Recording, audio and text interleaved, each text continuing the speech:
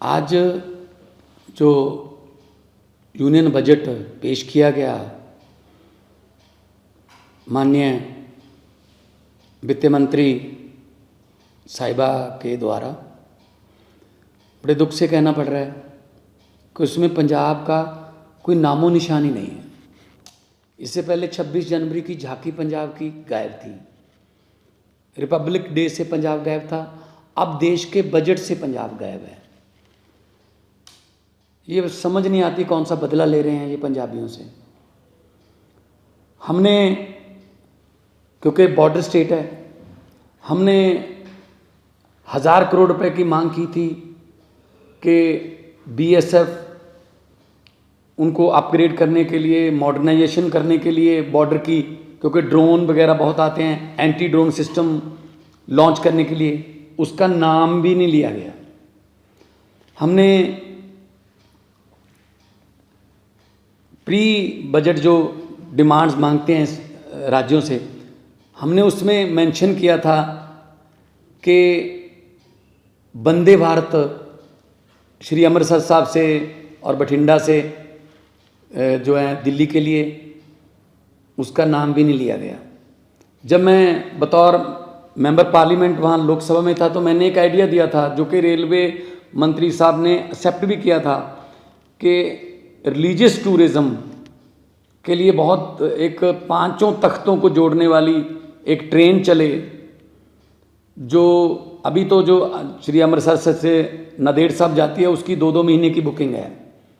अगर आप श्री अकाल तख्त साहब से तख्त श्री केसगढ़ साहब तक, अगला पड़ाव जो है तख्त श्री पटना साहब तक, उससे अगला पड़ाव तख्त श्री हजूर साहब नांदेड़, उससे अगला पड़ाव जो है वो तलवंडी साबो का हो और वापस फिर अकाल तख्त साहब।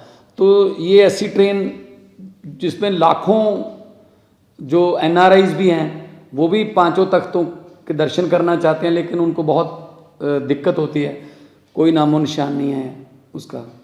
और कोई एमएसपी, नई फसल पे कोई एमएसपी नहीं दी गई है।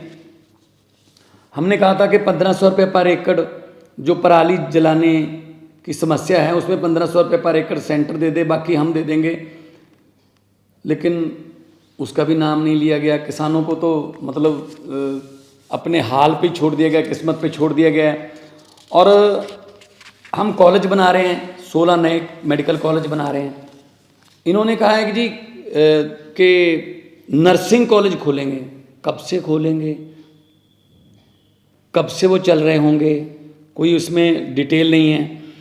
और सबसे बड़ी बात है कि शेड्यूल ट्राइब्स के लिए काफ़ी सहूलतें दी गई हैं, अच्छी बात है, लेकिन शेड्यूल कास्ट के लिए कोई भी ऐसी स्कीम नहीं है कि जो शेड्यूल कास्ट हैं, एससी हैं, बीसी हैं, जो पिछड़े वर्ग से हैं, उनको ऊपर उठाने के लिए, उनको उनका जीवन स्तर ऊपर उठाने के लिए कोई पैकेज हो। तो सिर्फ कागज़ में लिपटा हुआ एक लिखती एक स्क्रिप्ट थी। इससे पहले भी बजट में पेश कहा गया था आने वाले 2023 में, 2024 में हम किसानों की आय दुगनी कर देंगे। कहाँ दुगनी की है आय उनकी? एमएसपी के नाम से तो ये सरकार, मेरे ख्याल में सेंटर सरकार जो है चिढ़ती है। तो किसानों से एक किस्म का बदला लिया गया है, क्योंकि उन्होंने आंदोलन किया था, इतना बड़ा आंदोलन किया था, तो किसानों के बारे में कुछ नहीं बोला गया, कोई एमएसपी नहीं दी गई। और पंजाब एक बॉर्डर स्टेट है, हमें बहुत चैलेंजेस हैं। हमारी पुलिस को अपग्रेड करने के लिए, हमारे बॉर्डर को अपग्रेड करने के लिए हमने एक सजेशन दिया था कि जो तार के पार 3-3, 4-4 किलोमीटर तार के पार ज़मीन है, क्यों ना तार को हम 200 मीटर तक ले जाएं।